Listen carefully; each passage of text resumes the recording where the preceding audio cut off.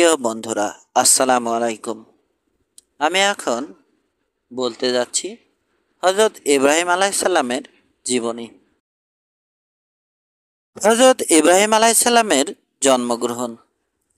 আল্লাহ তাআলার কুদরত ও মর্জির বিরুদ্ধে কাহারও কিছু করার সাধ্য নাই।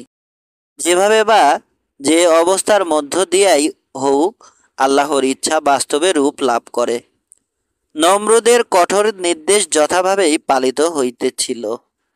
সারা রাজ্যের কোনো দম্পতি নির্দিষ্ট 3 দিনে মিলন সুখের স্বাদ গ্রহণ করিতে সাহসী হইল না, অথচ আল্লাহ তাআলার যাহা মর্জি ছিল তাহা অবাধেই ঘটিয়া গেল।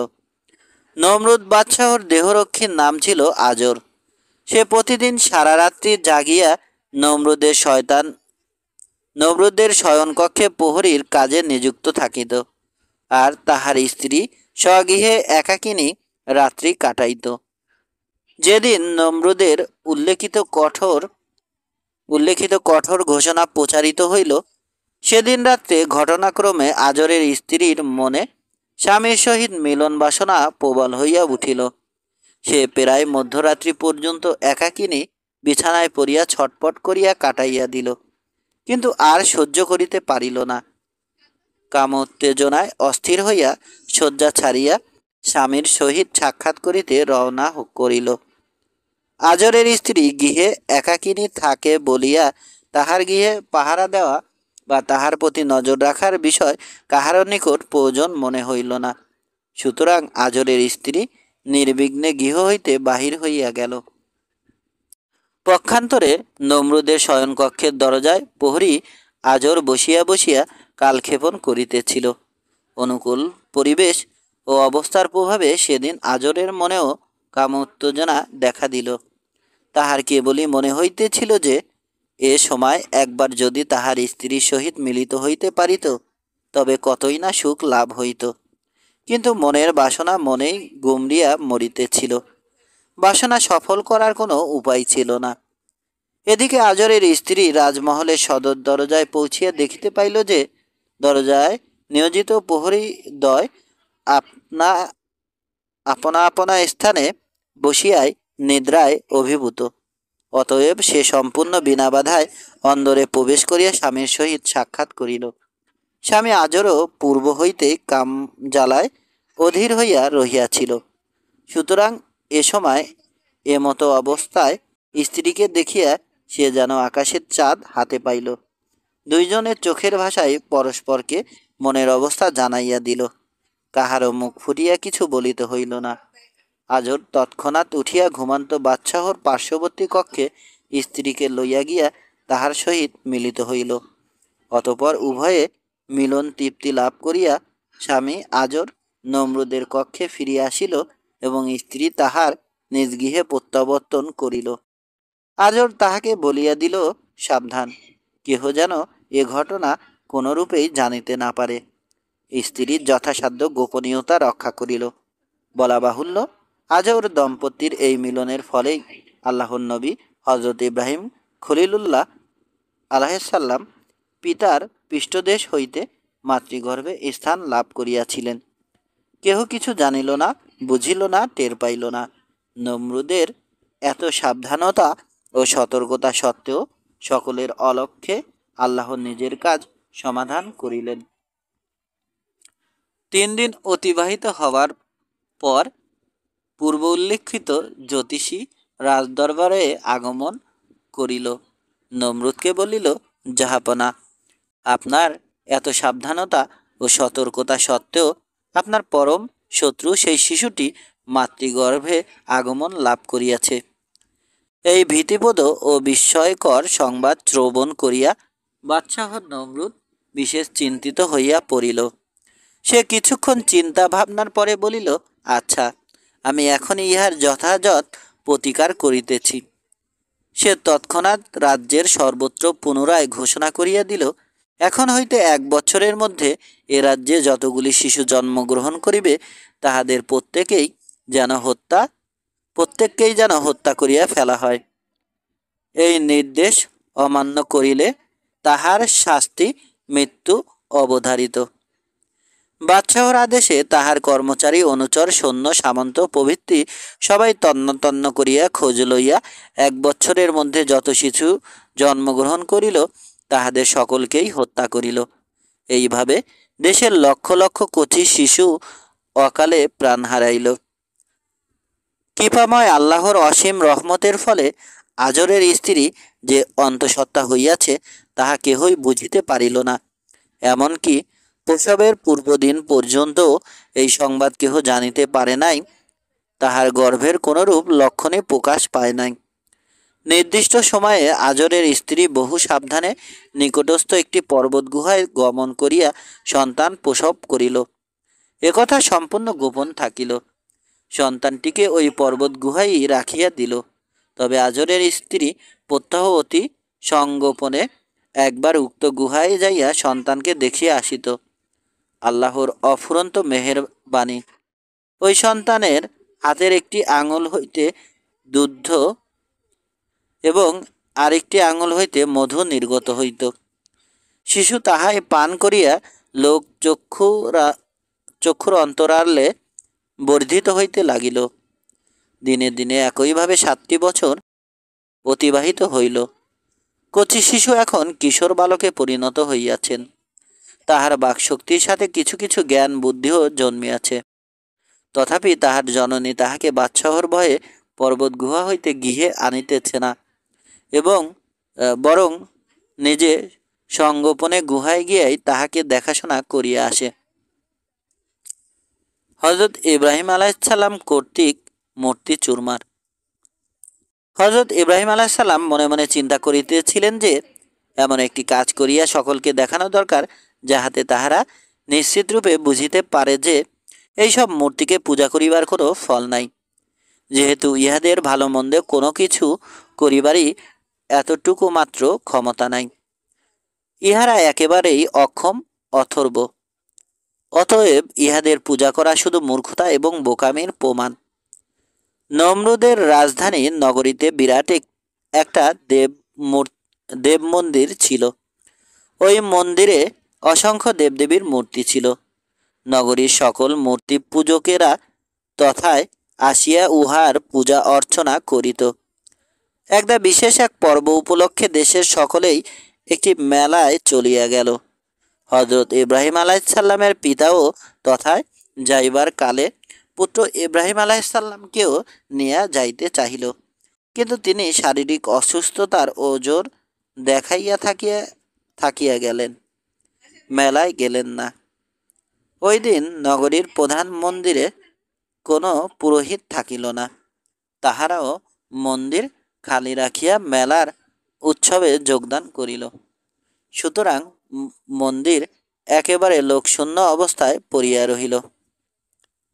এমতো অবস্থায় হযরত ইব্রাহিম আলাইহিসসালাম একখানা কুঠার লইয়া খালি মন্দিরে প্রবেশ করিলেন এবং দেখিতে পাইলেন যে মূর্তিগুলির পাদদেশে বহু রকমের সুস্বাদু ও উপাদেয় খাদ্য এবং মূল্যবান বস্ত্রাদি সাজানো রহিয়াছে। মূর্তি পূজকগণ উহা এই উদ্দেশ্যে রাখিয়া গিয়াছে যে তাহাদের পূজ্য দেবতাদের আশীর্বাদে ওইগুলি পুণ্যময় হইবে। তারপর উহা ভক্ষণ এবং পরিধান করিলে তাহাতে উহাদের বহু কল্যাণ এবং মঙ্গল সাধিত হইবে। মূর্তি পূজকগণ উহা এই উদ্দেশ্যে রাখিয়া গিয়াছে যে তাহাদের পূজ্য দেবতাদের আশীর্বাদে ওইগুলি পুণ্যময় হইবে। তারপর উহা ভক্ষণ এবং পরিধান করিলে তাহাতে উহাদের বহু কল্যাণ এবং মঙ্গল সাধিত হইবে। হযরত ইব্রাহিম আলাইহিসসালাম মূর্তিগুলিকে সম্বোধন করিয়া বলিলেন, কি হে, তোমরা না জাগ্রত দেবতা সকল? তবে এসব উপাদেয় খাবার সামগ্রী পায়ের নিকট পড়িয়া রহিয়াছে, তা ভক্ষণ করিতেছ না কেন? একটু অপেক্ষা করিয়া তিনি পুনরায় বলিলেন, কি হে, তোমরা যে আমার কথার জবাবও দিতেছ না বা এতটুকু নড়াচড়াও করিতেছ না, তবে তোমরা কি একেবারে জড় নির্জীব? আর যদি তাই হয় তবে অযথা তোমাদের পদে কুর্নিশ করিয়া মূর্খ লোকগুলি কি ফায়দা লাভ করে? দেখিতেছি সবই মিথ্যা, সবই অহেতুক। অতএব আজ আমি এই মিথ্যা মূর্তিগুলির দফা রফা করিয়া দিবার জন্য এখানে আসিয়াছি। এই বলিয়া তিনি হস্তস্থিত কুঠারের আঘাতে এক এক করিয়া মূর্তিগুলিকে ভাঙিয়া চুরমার করিলেন।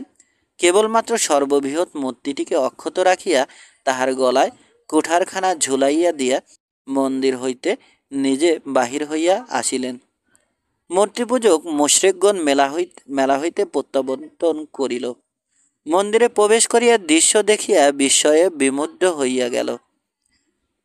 তাহারা তাহাদের দেবতাদিগের এই চরম দুর্দশা অবলোকন করিয়া শুধু হায় হায় করিতে লাগিল এবং চিৎকার করিয়া বলিতে লাগিল, হায়, কোন দুর্বৃত্ত আমাদের দেবতাদের সাথে এমন দুর্ব্যবহার করিল? কে এমন মহাপাপের কার্য করিতে সাহস পাইল? তাহারা পরস্পরে বলা কওয়া করিতে লাগিল। আমাদের দেশে এমন তো কোনো লোক আছে বলিয়া মনে হয় না যে আমাদের দেবতাদের মূর্তির সাথে এমন বেয়াদবি করিতে পারে। কিন্তু কতিপয় ব্যক্তি ইহার প্রতিবাদ করিয়া বলিল, তোমরা কি বলো? তবে ইহা কোনো বিদেশাগত লোকের কাজ নাকি? কে কাজ করিয়াছে? আমরা তাহা ভালো করিয়াই জানি। ইহা আজর পুত্র ইব্রাহিম ছাড়া আর কেহ করে নাই। তাহার দ্বারাই এ কাজ সাধিত হইয়াছে। সে একদা আমাদের মূর্তি সময়ের সাথে এইরূপ দুর্ব্যবহার করিবে বলিয়া একাকী শপথ করিয়াছিল। উহা আমাদের কানে আসিয়াছে। সুতরাং ইহা যে কেবল তাহারই কাজ, তাহাতে কোনো সন্দেহ নাই। এই ঘটনার বিষয়টি পবিত্র কোরআনের ভাষায় বর্ণিত হইয়াছে নিম্নোক্ত ভাবে, যথা, তাহারা সকলে অথবা প্রথম জিজ্ঞাসাকারীগণ বলিল, যদি এ কথাই হয়, আচ্ছা, তবে তাহাকে সকল লোকদের সম্মুখে উপস্থিত করো। তাহা হইলে সম্ভবত সে স্বীকার করিয়া ফেলিবে এবং তাহার অঙ্গীকারের সাক্ষী হইয়া যাইবে।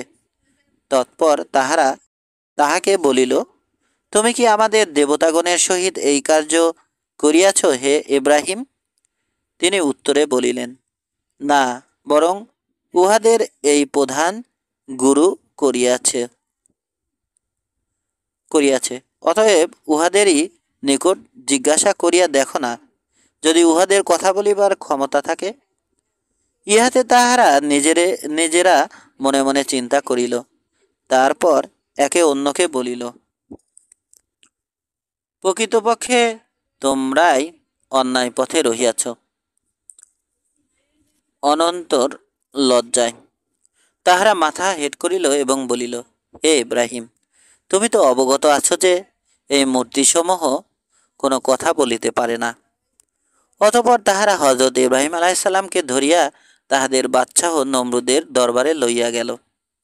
নমরুদ হজরত ইব্রাহিম আলাইসাল্লামকে জিজ্ঞাসা করিল, মন্দিরের মূর্তিগুলোকে কে ভাঙিয়াছে? তিনি উত্তর করিলেন, তোমাদের বড় মূর্তিটার ঘাড়ে কুঠার ঝুলানো দেখিলাম, সম্ভবত সেই ভাঙিয়া থাকিবে। ইহাতে নমরুদ অত্যন্ত রাগান্বিত হইয়া বলিল, সে কি চলাফেরা করিতে পারে বা হাত পা নাড়াইবার ক্ষমতা রাখে যে দেবদেবীগুলিকে ভাঙিয়া ফেলিবে? হজরত ইব্রাহিম আলাইসাল্লাম বলিলেন, যদি তাহাই হয়, তবে তোমরা বেআক্কেলের মতো উহাদের পূজা করো কোন দুঃখে? হজরত ইব্রাহিম আলাইসাল্লামকে অগ্নিকুণ্ডে নিক্ষেপ। হজরত ইব্রাহিম আলাইসাল্লাম মূর্তিগুলির অক্ষমতা সম্পর্কে যে নির্ভীক পরিষ্কার উক্তি করিলেন, বাদশাহ নমরুদ তাহার কোনো জবাব দিতে পারিল না। দরবারের সমবেত লোকগণ চিন্তা করিয়া দেখিল, ইব্রাহিম আলাইসাল্লাম যে কথা বলিতেছে তাহা সম্পূর্ণ খাঁটি। সত্যই তাহারা নিজেদের হাতে গড়া এই মাটির পুতুলগুলিকে পূজা করিয়া কি ফল পাইতেছে? তাহাদের মনের এই প্রশ্ন তাহারা প্রকাশ করিতেই যাইতেছিল, কিন্তু বাদশাহর ভয়ে তাহাদের আর সাহস হইল না। ওদিকে বাদশাহ নমরুদ আজরের এই অল্পবয়স্ক পুত্রটির সাথে যুক্তিতে পরাজিত হইয়া পরাজয়জনিত গ্লানি এবং অপমানের জ্বালায় মনে মনে ফুঁসিয়া উঠিয়াছিল। সে ক্রোধে অগ্নিশর্মা হইয়া তাহার আমলাদিগকে আদেশ করিল, এই স্পর্ধিত যুবকটি ধৃষ্টতা ও স্পর্ধার সীমা অতিক্রম করিয়াছে। ইহার সাহস দেখিয়া অবাক হইয়া গিয়াছি, আর ইহাকে বাড়িতে দেওয়া যায় না। ইহার বিষদাঁত এই মুহূর্তে ভাঙিয়া দেওয়া দরকার। তোমরা ব্যবস্থা শুরু করো, বৃহৎ একটি অগ্নিকুণ্ড প্রজ্বলিত করো, ইহাকে সেই অগ্নিকুণ্ডে নিক্ষেপ করিয়া জ্বালাইয়া মারিতে হইবে, এবং এই ঘটনা প্রকাশ্যে লোক সমক্ষে অনুষ্ঠিত হইবে, যাহাতে লোকগণ দেখিয়া শিখিতে পারে, কেহ এই জাতীয় অপরাধ করিলে তাহার জন্য এইরূপ চরম শাস্তি ভোগ করিতে হয়। বাদশাহ নমরুদের নির্দেশ শিরোধার্য, অবশ্য পালনীয়। সুতরাং সঙ্গে সঙ্গে সঙ্গে অগ্নিকুণ্ড নির্মাণ ও প্রজ্বলিত করিবার আয়োজন শুরু হইয়া গেল। এক বিশাল আকৃতির খোলা ময়দানে জমিন খুদিয়া বিরাট আয়তন বিশিষ্ট একটি গভীর গর্ত তৈরি করা হইল। পাহাড় হইতে রাশি রাশি বিরাট কাঠ আনিয়া ওই গর্ত মধ্যে সাজানো হইতে লাগিল। অতঃপর হাজার হাজার মণ তৈল ঢালিয়া কাষ্ঠ ভিজাইয়া তাহাতে অগ্নিসংযোগ করা হইল।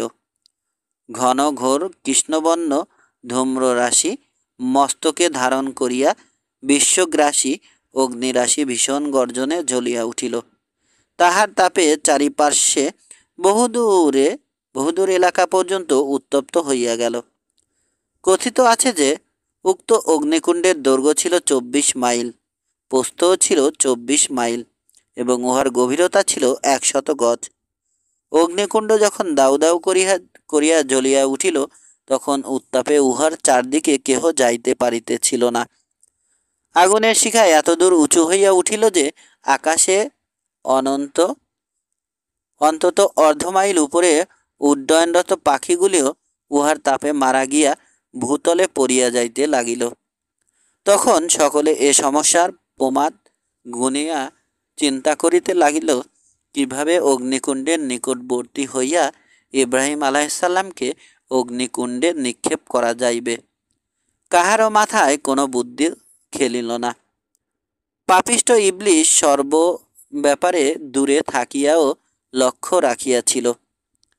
সে দেখিল যে তাহার মনুষ্য শিষ্যরা এক জটিল সমস্যায় পতিত হইয়াছে। উহারা তাহারই নির্দেশিত পথে বেশ সুন্দরভাবে অগ্রসর হইতেছিল, কিন্তু সহসা এক প্রতিবন্ধকতায় তাহাদের গতি ব্যাহত হইয়াছে। সে ভাবিয়া দেখিল যে এ প্রতিবন্ধকতাকে তাহার নিজের গিয়ায় অপসারণ করিয়া দিতে হইবে, নতুবা তাহারা এ পথে আর অগ্রসর হইতে পারিবে না। এইরূপ চিন্তা করিয়া সে নিজে এক সাধু দরবেশের বেশ ধারণ করিয়া নমরুদের আমলাদের কাছে উপস্থিত হইল এবং তাহাদিগকে এইরূপ একটি পরামর্শ দিল যে, তোমরা বিরাট একটি চরক গাছ স্থাপন করো, অতঃপর উক্ত চরক গাছের সাহায্যে ইব্রাহিমকে অগ্নিকুণ্ডে নিক্ষেপ করো।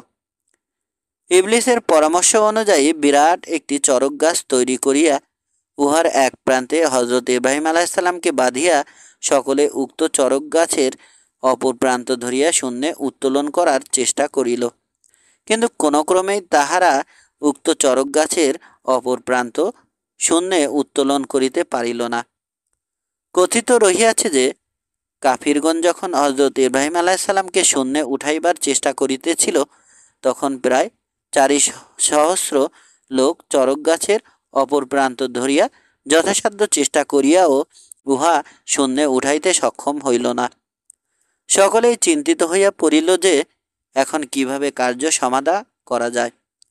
এমন সময় পাপাত্তা ইবলিশ আসিয়া বলিল যে, যদি সারা জগতের মানুষ একত্র হইয়াও এইভাবে চেষ্টা করো, তবুও হজরত ইব্রাহিম আলাইসাল্লামকে অগ্নিকুণ্ডে নিক্ষেপ করিতে পারিবে না, কেননা 70,000 ফেরেশতা চরক গাছের এক প্রান্ত চাপিয়া ধরিয়াছে। অতএব তোমরা যদি এইখানে প্রকাশ্যভাবে 40 জন পুরুষের সাথে 40 জন অপরিচিতা রমণীর সঙ্গম করাইতে পারো, তাহা হইলে ফেরেশতাগণ এখান হইতে বিদায় হইয়া যাইবে তখন তোমরা অতি অনায়াসে ইব্রাহিম আলাইসাল্লামকে শূন্যে উঠাইয়া অগ্নিকুণ্ডে নিক্ষেপ করিতে পারিবে। ইবলিশের এই কুপরামর্শ অনুযায়ী অগণিত লোকের সম্মুখে প্রকাশ্যে সেইভাবে 40 জন পুরুষের সহিত 40 জন রমণীর সঙ্গম করানো হইল। এই মারাত্মক নির্লজ্জ কাণ্ড সংঘটিত হওয়ার কারণে পুণ্যবান ফেরেশতা সকল সেখান হইতে বিদায় হইয়া গেল।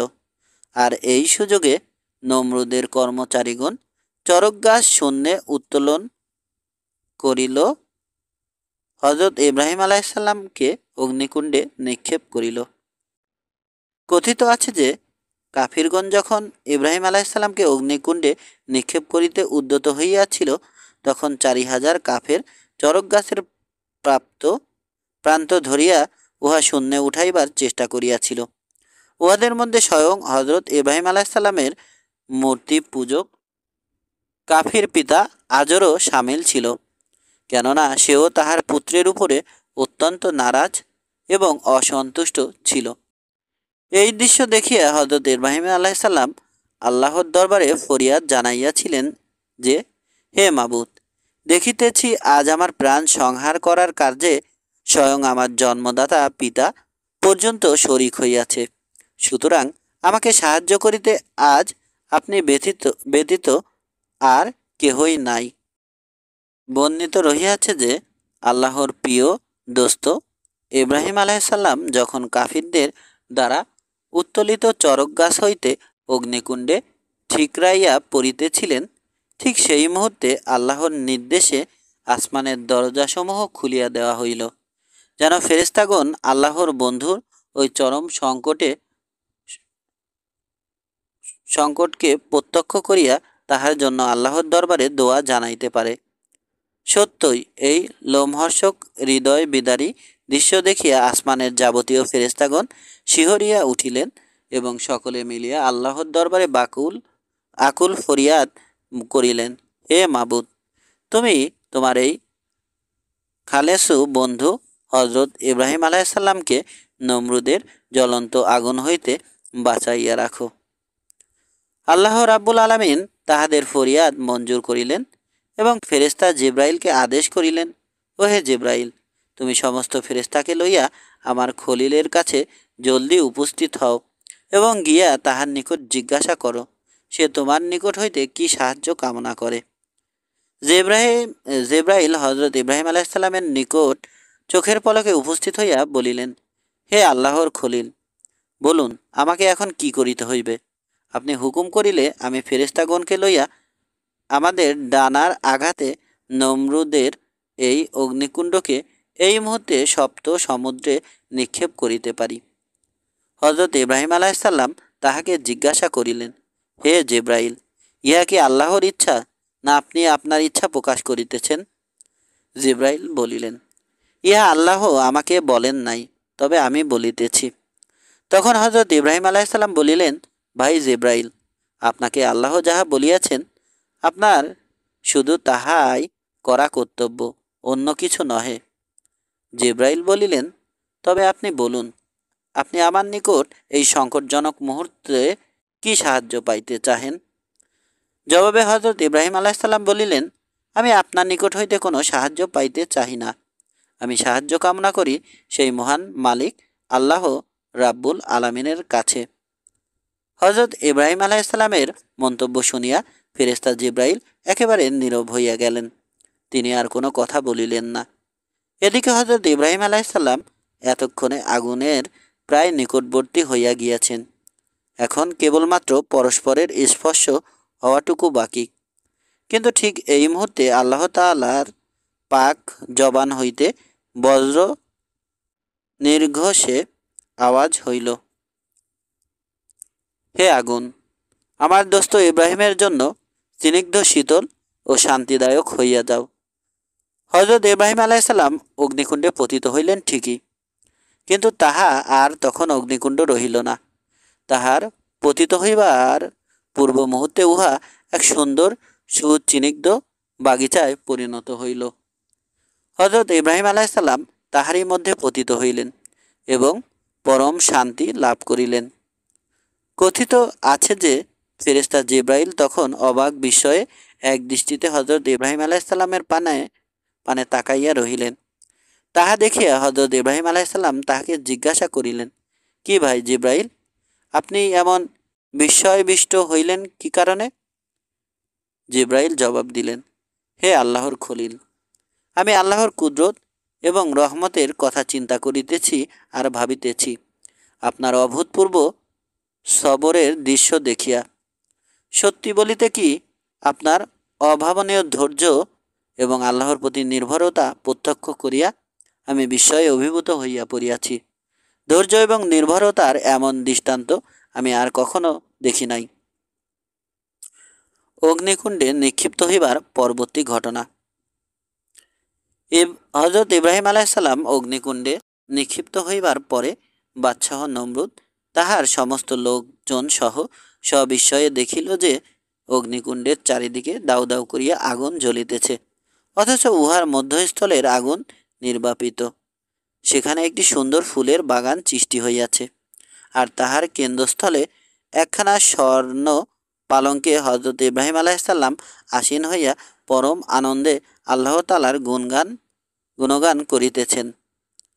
এই বিস্ময়কর ঘটনা দেখিয়া বাদশাহ নমরুদ আফসোস করিয়া বলিল, হায়, আমার এত চোম চেষ্টা ব্যর্থতায় পর্যবসিত হইল। এই আশ্চর্য ঘটনা চোখের উপরে দেখিয়া বহু সংখ্যক কাফির তখনই হযরত ইব্রাহিম আলাইহিসসালামের প্রচারিত সত্যধর্মে দীক্ষিত হইল। কিন্তু এই ঘটনায় পাপিষ্ঠ নমরুদের মন আবার বিক্ষুব্ধ হইয়া উঠিল।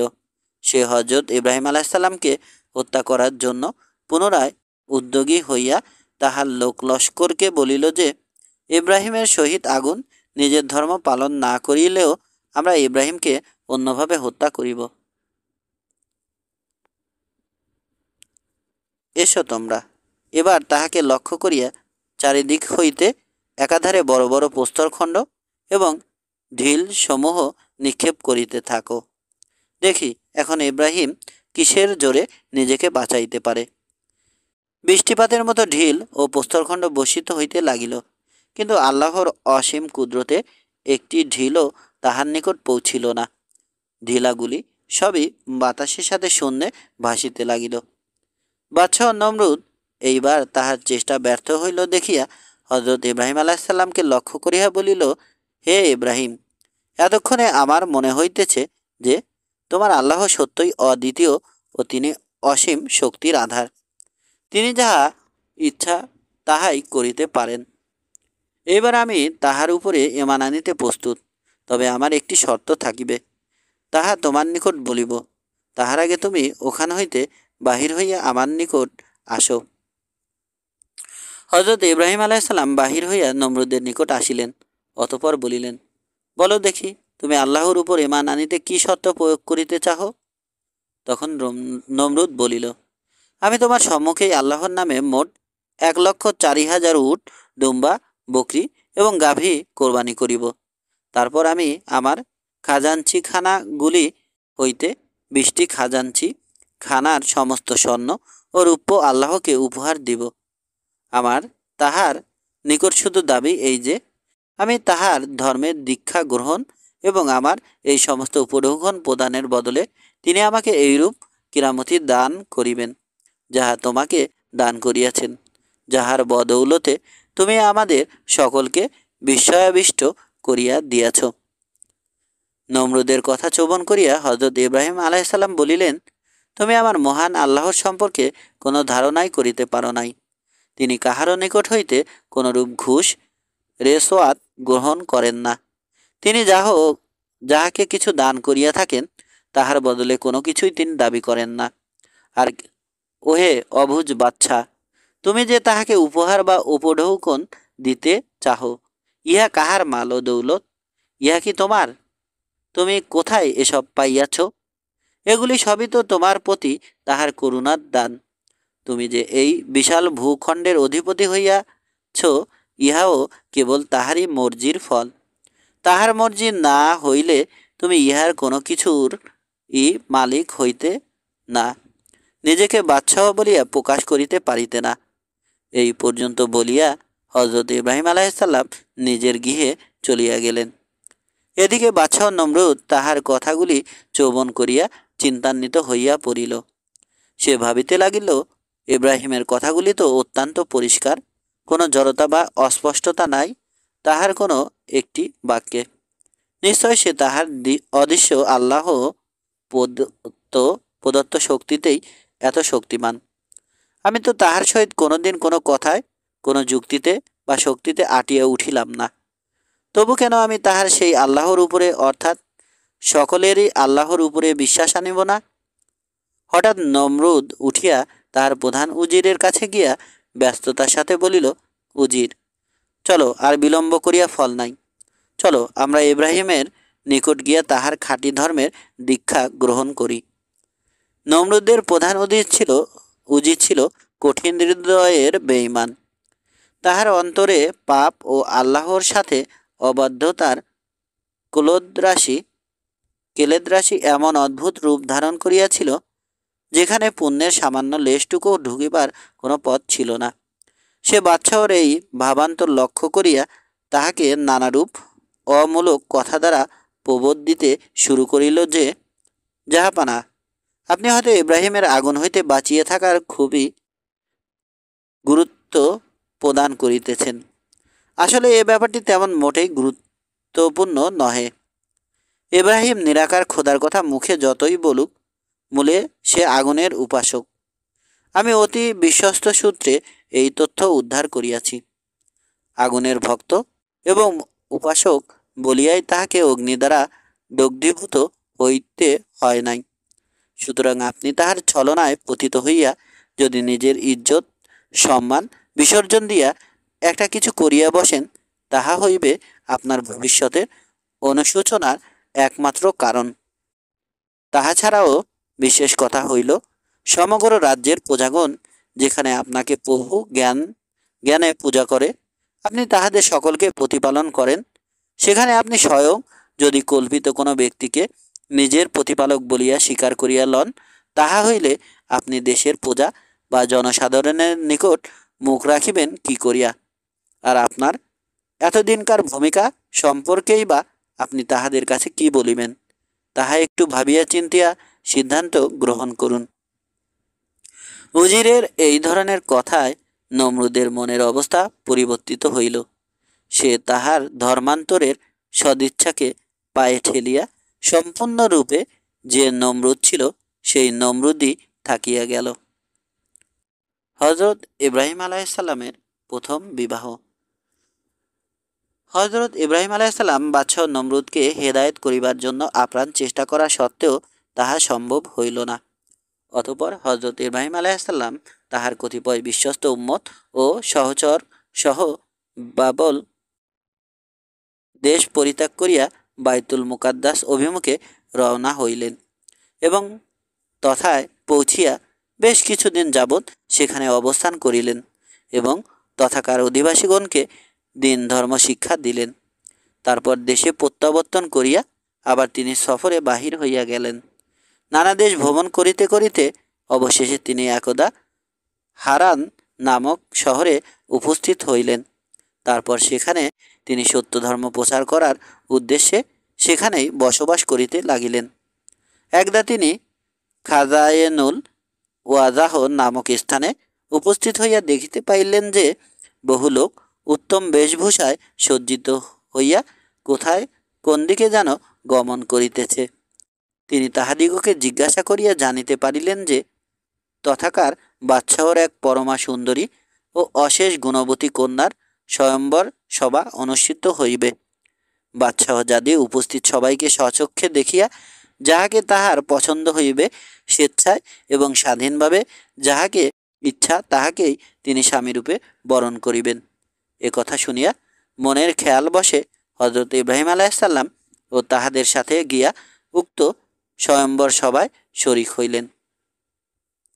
সভায় অসংখ্য রাজন্য, রাজপুত্র ও সুন্দর সুপুরুষগণ উপস্থিত হইয়াছিলেন। যথাসময়ে শাহজাদি সারা স্বয়ম্বর সভায় আসিয়া উপস্থিত হইলেন। তাহার এক সহচরী আগে আগে এক এক করিয়া প্রত্যেকের পরিচয় জিজ্ঞাসা করিতে করিতে অগ্রসর হইতেছিল। শাহজাদি তাহা শুনিতে শুনিতে পিছনে পিছনে সম্মুখের দিকে আগাইতেছিলেন। এইভাবে সবাই উপস্থিত বহু সংখ্যক লোকের পরিচয় শুনিলেন ও তাহাদেরকে দেখিলেন, কিন্তু তাহাদের মধ্যে কেহই তাহার মনোমত হইল না। আল্লাহর নবী হজরত ইব্রাহিম আলাইসাল্লাম সবার এক প্রান্তে উপবিষ্ট ছিলেন। তাহার পরিধানে অন্যান্য লোকদের মতো কোনো মূল্যবান বসন ভূষণ ছিল না। তিনি অত্যন্ত মামুলি পোশাক পরিহিত ছিলেন। এইভাবে শাহজাদির সহচরী তাহার নিকট উপস্থিত হইয়া তাহার নামধাম ও পরিচয় জিজ্ঞাসা করিল। তিনি বলিলেন, আমার নাম ইব্রাহিম। আমি বাবল দেশ হইতে কিছুদিন হয় হারানে আসিয়া বাস করিতেছি। এই কথা বলা মাত্র শাহজাদি নিজেই আগাইয়া আসিয়া তাহাকে জিজ্ঞাসা করিলেন, আপনি কি সেই আল্লাহর নবী ইব্রাহিম, যাহাকে বাদশাহ নমরুদ অগ্নিকুণ্ডে নিক্ষেপ করিয়া পোড়াইতে চেষ্টা করিয়াছিল? হযরত ইব্রাহিম আলাইসাল্লাম বলিলেন, আপনার অনুমান নির্ভুল।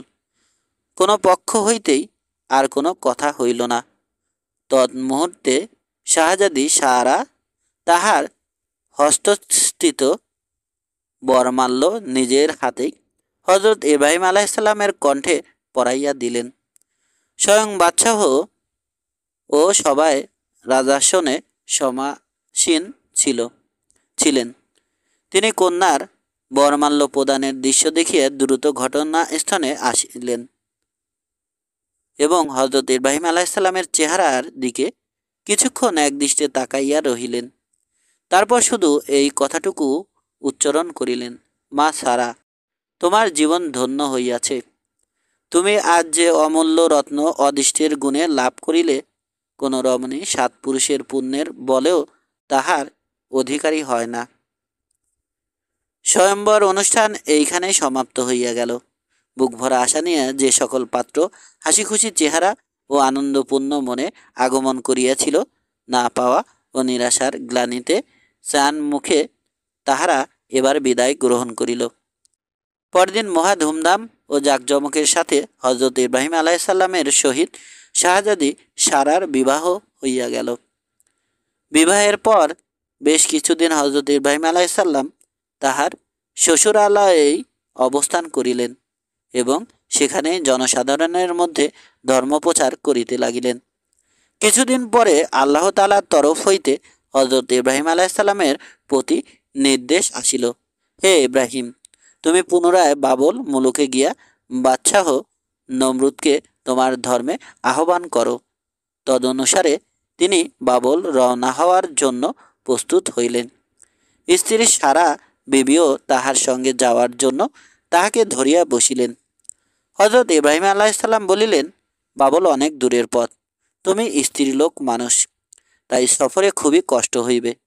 বিশেষত তোমার পিতাও তোমাকে এত দূর দেশে যাইতে দিবেন না। সারা বলিলেন, স্বামীর সঙ্গে থাকিয়া কষ্ট ক্লেশ হাসি মুখে সহ্য করিব, তারপর পিতাকে রাজি করিবার ভার আমার উপর ছাড়িয়া দিন। সারার কথায় এবার হযরত ইব্রাহিম আলাইসাল্লাম রাজি হইলেন এবং সফরের প্রস্তুতি গ্রহণ করিয়া কিছুদিনের মধ্যেই বিবি সারাকে সঙ্গে লইয়া বাবলের পথে রওনা হইলেন। ইব্রাহিম নবীর দ্বিতীয় বিবাহ, বিবি হাজেরার পানি গ্রহণ। হযরত ইব্রাহিম আলাইসাল্লাম তখন বার্ধক্যে উপনীত হইয়াছিলেন, কিন্তু তখন পর্যন্ত তাহার কোনো একটি সন্তান না হওয়ায় একান্ত মনোকষ্টের ভেতরে কাল যাপন করিতেছিলেন।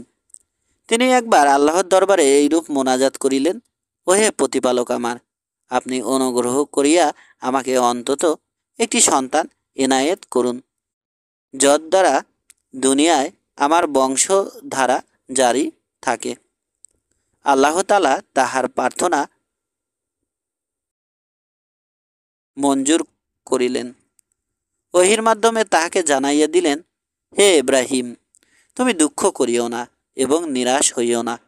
আকাশের তারকারাজির মতো তোমার অগণিত সন্তান সন্ততির দ্বারা সারা দুনিয়া পরিপূর্ণ হইয়া যাইবে।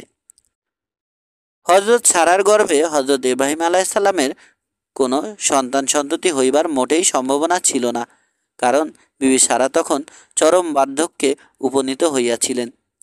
তজ্জন্য তিনি স্বামীকে অনুরোধ করিলেন আরেকটি বিবাহ করার জন্য। হজরত ইব্রাহিম আলাইসাল্লাম সারার প্রস্তাবে রাজি হইলেন না, কারণ সারার প্রতি ইব্রাহিম আলাইসাল্লামের ভালোবাসা ছিল অফুরন্ত। তাহাকে উপেক্ষা করিয়া দ্বিতীয়বার বিবাহ করার তাহার মোটেই ইচ্ছা ছিল না।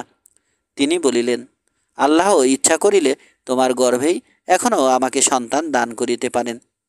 সন্তানের আশায় আমি আর একটি বিবাহ করিয়া তোমার মনের স্বস্তি বিনাশ করিতে চাই না। কিন্তু শেষ পর্যন্ত বিবি সারার একান্ত অনুরোধ এবং কাকুতি মিনতিতে তিনি আর একটি বিবাহ করিতে সম্মত হইলেন। হযরত সারা স্বামীকে বলিলেন, ওহে স্বামীন, আমার গর্ভে এই বার্ধক্যে আর সন্তান জন্মিবার মোটেই সম্ভাবনা নাই। আপনি আর একটি বিবাহ করিলে আল্লাহ তাআলা যদি অনুগ্রহ করিয়া একটি পুত্র সন্তান দান করেন, তবে তাহাকে দেখিয়াই আমাদের তিনজনের চক্ষু জুড়াইবে ও মন শান্ত হইবে। আপনার কাছে আমার একান্ত অনুরোধ, আপনি এ বিষয় আর অমত করিবেন না। যাহাই হোক না কেন, এইরূপ আবেদন নিবেদনের ফলে হযরত ইব্রাহিম আলাইসাল্লাম অবশেষে বিবাহে মত দান করিলেন। এইভাবে স্বামীকে রাজি করাইবার পর বিবি সারা এবার স্বীয় পরিচারিকা বিবি হাজেরাকে লক্ষ্য করিয়া বলিলেন, আমার চেনেহের কনিষ্ঠ বোন হাজেরা, আজ আমি তোমাকে একটি বিশেষ অনুরোধ করিব। আশা করি তুমি আমার সে অনুরোধটুকু রক্ষা করিবে। হাজেরার বয়স তখন 16 বৎসর অতিক্রম করিয়া কেবল 17 বৎসরে পা বাড়াইয়াছে। হাজেরা প্রথমে বুঝিতেই পারিলেন না যে তাহার প্রভু পত্নী তাহাকে কি কথা বলিতে চাহেন। তাই তিনি বলিলেন, আপা, আজ কেন আপনি এইরূপ কথা বলিতেছেন? আমাকে আপনি অনুরোধ করিবেন কেন? আপনি আমার প্রভু পত্নী, আর আমি আপনার খেদমতের দাসী। তবে আপনি যে আমাকে নিজের সহোদরা ভগ্নীর মতো স্নেহ করেন ও ভালোবাসেন, সেটা আপনার অনুগ্রহ। বলুন, আপনি আমাকে কি আদেশ করেন? আপনার আদেশ আমি শিরোধার্য করিয়া মানিয়া লইব ও পালন করিতে চেষ্টা করিব। বিবি সারা বলিলেন, আমার পেটে আর কোনো সন্ততি জন্মিবার সম্ভাবনা নাই, কাজেই আমি আমার স্বামীকে আরেকটি বিবাহ করাইতে ইচ্ছা করিয়াছি, আর তুমিই হইবে আমার স্বামীর দ্বিতীয় পত্নী। আল্লাহ তাআলা যদি অনুগ্রহ করিয়া তোমার গর্ভে একটি সন্তানও দান করেন, তবে তাহাকে লইয়াই আমরা তিনজনে আনন্দে কাল যাপন করিতে পারিব। হাজেরা বলিলেন, আপা, আপনি একই কথা বলিতেছেন। আপনার স্বামী আমার অভিভাবক প্রভু, আর আপনি আমার প্রভু পত্নী। আপনার স্বামীর সহিত কি রূপে আমার বিবাহ হইতে পারে? আপনারা স্বামী স্ত্রী উভয়ে আমাকে যে স্নেহের সহিত প্রতিপালন করিয়া আসিতেছেন, সে কথা আমি ইহ পারলৌকিক জীবনে কোনোদিনই ভুলিতে পারিব না। কিন্তু তাই বলিয়া আমি আপনার স্বামীর সহধর্মিণী ও আপনার শান্তির পথের কণ্টক হইতে ইচ্ছা করি না। আপা, ইহা হইতেই পারে না। আমি আপনার এ আদেশ কিছুতেই রক্ষা করিতে পারিব না। যদি আপনি আমাকে বিবাহ দিতেই চান, তবে দেখিয়া শুনিয়া অন্য যে কোনো স্থানে বিবাহ দিবেন। আর আপনাকে আমি করজোরে অনুরোধ করিতেছি যে আপনি আপনার এই সংকল্প পরিত্যাগ করুন। আপা, দুনিয়ার কোনো মহিলায় পারত্যপক্ষে নিজের স্বামীর অংশ অন্যকে প্রদান করিতে সম্মত হয় না। হয়তো বা এই কাজের জন্যই আপনাকে বহু আফসোস ও অনুতাপ করিতে হইবে। হযরত সারা বলিলেন, না হাজেরা, আমি কিছুতেই আমার এ সংকল্প পরিত্যাগ করিব না। আমি আমার স্বামীকে আরেকটি বিবাহ করাইবই, আর তাহা করাইব তোমাকেই। তুমি আর তাহাতে মোটেই অমত করিও না। শেষ পর্যন্ত বিবি সারার এই ধরনের পীড়াপিড়িতে বিবি হাজেরা আর রাজি না হইয়া পারিলেন না। বিবাহের অল্পদিন পরেই বিবি হাজেরা গর্ভে সন্তান ধারণ করিলেন। হযরত ইব্রাহিম আলাইসাল্লাম এর এতদিনের মনের বাসনা পূর্ণ হইতে চলিল। যথা সময়ে হযরত হাজেরা পূর্ণিমার চন্দ্রতুল্য একটি পুত্র সন্তান প্রসব করিলেন। পিতা হজরত ইব্রাহিম আলাইসাল্লাম পুত্রের নাম রাখিলেন ইসমাইল। বিবি সারাই ঐকান্তিক আগ্রহ এবং চেষ্টার সুফল ছিল হজরত ইব্রাহিম আলাইসাল্লামের বিবি হাজেরাকে বিবাহ ও তাহারই মাধ্যমে হজরত ইসমাইলের মতো পুত্ররত্ন লাভ। কিন্তু আল্লাহর মহিমার রহস্য ভেদ করা মানুষের সাধ্যের বাহিরে। সেই বিবি সারাই আবার বিবি হাজেরা সন্তান লাভের পর তাহার প্রতি বিরূপ হইয়া গেলেন, যাহার ফলে বিবি হাজেরাকে বরণ করিতে হইল নির্জন প্রান্তরে নির্বাসিত জীবনযাপন। সেই কৌতূহলদীপ্ত করুণ ঘটনা আমরা যথাস্থানে উল্লেখ করিব। হজরত ইব্রাহিম আলাইসাল্লামের পরলোক গমন। 50 বৎসর বয়ক্রমকালে যখন ইব্রাহিম আলাইসাল্লামের গোপদারি শ্বেতবর্ণ ধারণ করিল, তখন তিনি তাহাতে অত্যন্ত চিন্তিত হইয়া পড়িলেন। কথিত আছে যে ইহার পূর্বে কখনো কাহারও গোপদারি সাদা হইত না। হজরত ইব্রাহিম আলাইসাল্লাম মৃত্যুর আগমন আশঙ্কায় সর্বদাই অত্যন্ত ভীত থাকিতেন। তজ্জন্য আল্লাহ তাআলা বিশেষ অনুগ্রহবশত মালাকুল মউত আজরাইল আলাইহিসসালামকে বলিয়া দিয়াছিলেন যে তাহার প্রিয় খলিলের অনুমতি গ্রহণ ব্যতীত সে যেন তাহার জান কবজ করা না হয়। কথিত আছে যে একদা ফেরেশতা আজরাইল জনক অপরিচিত মানুষের বেশে হজরত ইব্রাহিম আলাইহিসসালামের নিকট আগমন করিলে তিনি তাহার নিকট পরিচয় জিজ্ঞাসা করিলেন। আগন্তুক বলিলেন যে, আমি মালাকুল মউত আজরাইল, আমি সকল জীবের জান কবজকারী। এ কথা শুনিয়া হজরত ইব্রাহিম আলাইহিসসালাম বলিলেন, আপনি কি আমার জান কবজ করিতে আসিয়াছেন, না অন্য উদ্দেশ্যে আগমন করিয়াছেন? আজরাইল আলাইহিসসালাম বলিলেন, না, জান কবজ করিতে আসি নাই, শুধু আপনার সহিত সাক্ষাৎ করিতে ও আপনাকে একটি সুসংবাদ শোনাইতে আসিয়াছি। আল্লাহ আমাকে নির্দেশ দিয়াছেন যে আমার খলিলের অনুমতি ব্যতীত যেন তাহার জান কবজ না করা হয়। সুতরাং আমি আপনার নিকট জিজ্ঞাসা করিতে আসিয়াছি, আপনি কি এখন দুনিয়া হইতে বিদায় গ্রহণ করিতে চাহেন, না আরও কিছুদিন এখানে অবস্থান করিতে চাহেন? হজরত ইব্রাহিম আলাইহিসসালাম এ কথা শুনিয়া অত্যন্ত খুশি হইয়া বলিলেন, আপনি আর কিছুকাল অপেক্ষা করুন। এই ঘটনার বেশ কয়েক বছর পরে আবার একদিন ফেরেশতা আজরাইল আলাইহিসসালাম হজরত ইব্রাহিম আলাইহিসসালাম এর নিকট আগমন করিয়া তাহাকে জিজ্ঞাসা করিলেন, হে আল্লাহর দোস্ত, আপনি এখন কি দুনিয়া ত্যাগ করিবেন? হজরত ইব্রাহিম আলাইহিসসালাম জবাব দিলেন, না ভাই, আমার এখনও দুনিয়াতে কিছু কাজ বাকি রহিয়াছে, আপনি আমাকে আরও কিছুকাল সময় দিন। ফেরেশতা আজরাইল আলাইহিসসালাম সেদিনও চলিয়া গেলেন। অতঃপর হজরত ইব্রাহিম আলাইহিসসালাম তাহার দ্বিতীয় পুত্র হজরত ইসহাক আলাইহিসসালামকে সিরিয়ায় তাহার প্রতিনিধি নিযুক্ত করিলেন। তারপর তাহার বয়স যখন 200 বৎসর, বর্ণনান্তরে 232 বৎসর পূর্ণ হইল, তখন একদা তিনি আল্লাহর দরবারে প্রার্থনা করিলেন, হে আমার প্রভু, আপনি আমাকে দুনিয়ায় যে সকল নিয়ামত দান করিয়াছেন তজ্জন্য আমি আপনার অগণিত শুকরিয়া জ্ঞাপন করিতেছি। এখন আর আমার দুনিয়ায় থাকিবার মোটেই ইচ্ছা নাই, অতএব অনুগ্রহপূর্বক এখন আমাকে দুনিয়া হইতে উঠাইয়া লউন। অতঃপর মালাকুল মউত আসিয়া হজরত ইব্রাহিম আলাইহিসসালামের জান কবজ করিয়া লইলেন। বাইতুল মুকাদ্দাস হইতে প্রায় 25 মাইল দূরবর্তী একটি জায়গায় তাহাকে দাফন করা হইল। ওই স্থানটিকে বাইতে খলিল নামে অভিহিত করা হয়। পরে ওই স্থানে একটি শহর গড়িয়া ওঠে এবং সেই শহরটিও বাইতে খলিল নামে আখ্যায়িত হইতেছে। মৃত্যুকালে হজরত ইব্রাহিম আলাইহিসসালাম 4 জন পুত্র সন্তান রাখিয়া গিয়াছিলেন। তাহাদের নাম যথাক্রমে 1 হজরত ইসমাইল আলাইহিসসালাম, 2 হজরত ইসহাক আলাইহিসসালাম, 3 মদিন ও 4 মাদায়েন। ইহাদের মধ্যে একমাত্র হজরত ইসমাইল আলাইহিসসালাম ব্যতীত বাকি 3 পুত্র বিবি সারার গর্ভে এবং হজরত ইসমাইল আলাইহিসসালাম বিবি হাজেরার গর্ভে জন্মগ্রহণ করিয়াছিলেন।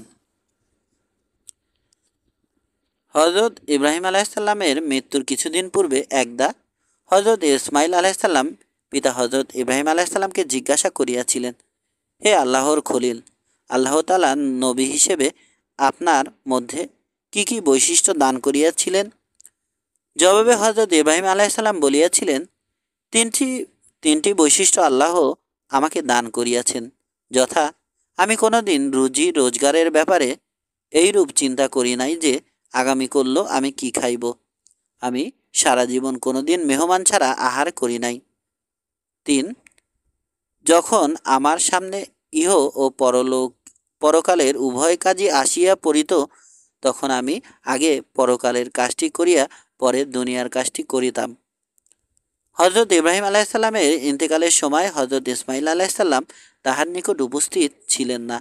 তাহার মৃত্যুর কিছুদিন পরে তিনি তাহার কনিষ্ঠ ভ্রাতা হজরত ইসাক আলাইসাল্লামকে বলিলেন, আমাকে পিতার পরিত্যক্ত সম্পদ হইতে কিছু দান করো, যেন তাহা আমি চিরদিনের তরে পিতার পবিত্র চিতি হিসাবে নিজের নিকট সংরক্ষণ করিতে পারি। তদুত্তরে হজরত ইসাক আলাইসাল্লাম বলিলেন, তুমি পিতার সম্পদ হইতে কিছুই পাইবে না, যেহেতু তুমি আমার সমকক্ষ নহ। পিতা ছোটকালেই তোমাকে বিসর্জন দিয়াছিলেন, তুমি পিতার পরিত্যক্ত সন্তান।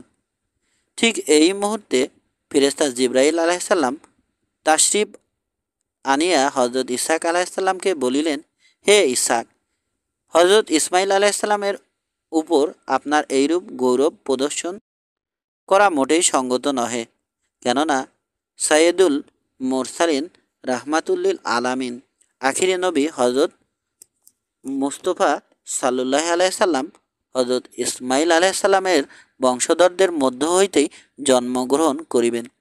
পক্ষান্তরে আপনার বংশধরদের মধ্যে আবির্ভূত হইবে পথভ্রষ্ট ইহুদি সম্প্রদায়। ফেরেশতা জিবরাইল আলাইসাল্লামের এ কথা শুনিয়া হজরত ইসাক আলাইসাল্লাম এত অধিক পরিমাণে ক্রন্দন করিয়াছিলেন যে চোখের পানি নির্গত হইতে হইতে তিনি না বিনা বা অন্ধ হইয়া গিয়াছিলেন। হজরত ইসাক আলাইসাল্লামের এই করুণ অবস্থায় তাহার প্রতি আল্লাহ পাকের দয়া হইল। সুতরাং তিনি তাহার নিকট একটি শুভ সংবাদ দিয়া ফেরেশতা জিবরাইল আলাইসাল্লামকে পুনঃপ্রেরণ করিলেন। জিবরাইল আলাইসাল্লাম আসিয়া তাহাকে বলিলেন, হে ইসাক আলাইসাল্লাম, আপনার দুঃখ করিবার কোনো কারণ নাই। আমি আল্লাহর তরফ হইতে আপনার প্রতি একটি শুভ সংবাদ লইয়া আগমন করিয়াছি। জানিয়া রাখুন, আল্লাহ তাআলা আপনার বংশধরদের মধ্যে অন্তত 4000 নবী পয়দা করিবেন এবং তাহাদের মধ্যে হজরত মুসা আলাইসাল্লাম নামক এমন একজন প্রধান নবী সৃষ্টি করিবেন, যাহার সহিত স্বয়ং আল্লাহ তাআলা সরাসরিভাবে কথাবার্তা বলিবেন। এই সংবাদ শ্রবণ করিয়া হজরত ইসাক আলাইসাল্লাম অনেকটা শান্ত এবং আশ্বস্ত হইলেন। হজরত ইব্রাহিম আলাইসাল্লামের 4 জন পুত্রের মধ্যে হজরত ইসমাইল আলাইসাল্লাম এবং হজরত ইসাক আলাইসাল্লাম এই 2 জনই নবুয়ত লাভ করিয়াছিলেন।